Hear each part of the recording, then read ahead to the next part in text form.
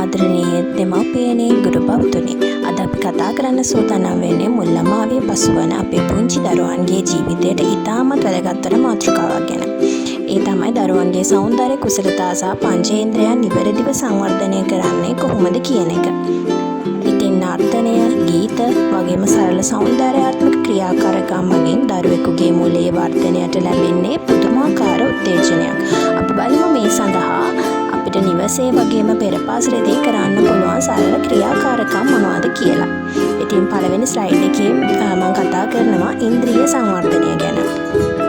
පළමු පියවර විදියට අපි අවධානය යොමු කරන්නේ දරුවාගේ ඉන්ද්‍රියයන් සංවර්ධනය කරන ප්‍රායෝගික ක්‍රියාකාරකම් කීපයක් දෙසට. මොන්ටිසෝරි ක්‍රමවේදය තුළින් මේ සඳහා විශේෂ තැනක් හිමි වෙනවා. ඉතින් අපි ස්මෙලින් බොටල්ස් සුවඳ හඳුනා ගැනීම ක්‍රියාකාරකම ගත්තොත් මෙහිදී අපි විවිධ සුවඳවල් අඩංගු කුඩා කුප්පි යුගල වශයෙන් සකස් කර ගන්නවා. උදාහරණයක් විදිහට කුරුඳු, දෙහි, මින්ට් හෝ මල් සුවඳ ඔඩික්ලෝ දරුවාට මේවා ආග්‍රහණය කරන්න දීලා සමාන සුවඳ ඇති කුප්පි එකිනෙකට ගැලපීමට අවස්ථාව දෙනවා. මෙමගින් දරුවාගේ සුවඳ මතක තබා ගැනීමේ හැකියාවත් ඉතා ඉහළ මට්ටමකට වර්ධනය වෙනවා. ඊළඟ එක තමයි ටේස්ටිං ජා රස හඳුනා ගැනීම.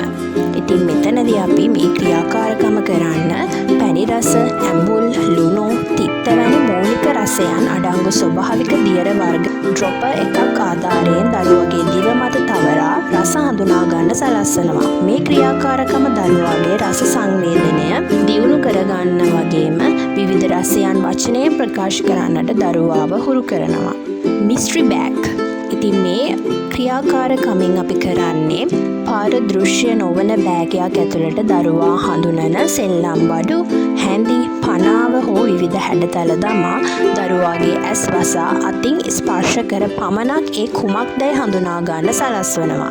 මෘදු, දෘಢ, රළු හෝ සිනිඳු වැනි ස්පර්ශ සංවේදනයන් හඳුනා ගන්නටත් මනසින් රූප මවා ගැනීමේ හැකියාව වර්ධනය කර ගන්නටත් මේ කදිම ක්‍රියාකාරකමක්. සවන් දීම හා ශබ්ද ක්‍රීඩා, ඒ කියන්නේ listening and sound.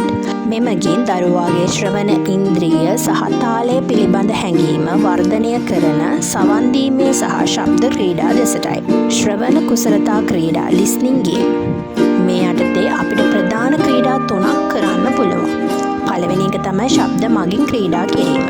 විවිධ පටිගත කරන ලද සතුන්ගේ හෝ පරිසරයේ ශබ්ද ඇසෙන සලස්වා ඒවා හඳුනා ගන්න දීම. දෙවැනි එක තමයි කටහඬ හඳුනා ගැනීම. දරුවගේ ඇස් වසා වෙනත් දරුවෙකුට කතා කරන්න සලස්වලා ඒ කුමක්දැයි අනුමාන කරන්න දීම. තුන්වෙනි එක නිශ්ශබ්ද ක්‍රීඩාව. කාමරය සම්පූර්ණයෙන්ම නිශ්ශබ්ද කරලා පරිසරයේ ඇසෙන ඉතා සියුම් ශබ්ද කෙරෙහි දරුවාගේ අවධානය යොමු කරවීම මෙහි සිදු කරනවා. Rhythm and movements. සංගීත සහ චලනය දරුවෙකුගේ ශරීර සම්බරතාවයට අත්‍යවශ්‍යයි. තාල අනුකරණය ක්‍රියාකාරකමේදී ගුරුවරයා හෝ දෙමාපියන් අත්පුඩි ගසන තාලය ඒ අයුරින් දරුවා ලවා අනුකරණය කරනවා. තාලයට චලනය වීම තුළින් සංගීතයේ වේගයට අනුව ශරීරයේ ලාලිත්‍යයත් චලනය කරමින් නර්තනයේදීමට දරුවා උනන්දු කරවනවා. Group sounds, instruments and drama. එසේම කණ්ඩායමක් ලෙස එකතු වී සමාන ශබ්ද නැගීමෙන් සාමූහික හැඟීම් වර්ධනය වන අතර සරල සංගීත භාණ්ඩ වාදනය කිරීමට ඉඩ දීමෙන් දරුවාගේ නිර්මාණශීලීත්වය ඔප්නැන් වෙනවා. මීට අමතරව අභිරූපණය සහ රංගපෑම හරහා වචන භාවිතා නොකර සතෙකුගේ හෝ වස්තුවක ස්වභාවය ශරීර ඉරියව් වලින් පෙන්වීමට දරුවාට අවස්ථාව ලැබෙනවා. දරුවෙක්ගේ දෑත්වල සියුම් චාලක කුසලතා fine motor skills සහ නිර්මාණශීලීත්වය ඔප්නං වන සුවිශේෂී ක්‍රියා සැලසුම් කීපයක් ගැන.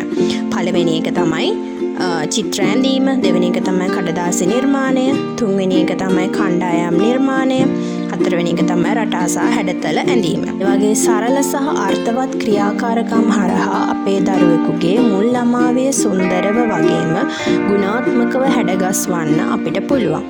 අද අපේ වීඩියෝව වැදගත් කියලා හිතනවා නම් අපේ channel එක subscribe කරන්න. වීඩියෝව like කරලා යාළුවන් අතර share කරන්නත් අමතක කරන්න එපා. නැවතත් මේ වගේ අලුත් වීඩියෝ වලින් හමු වෙමු. ඔබ සැමට ස්තුතියි.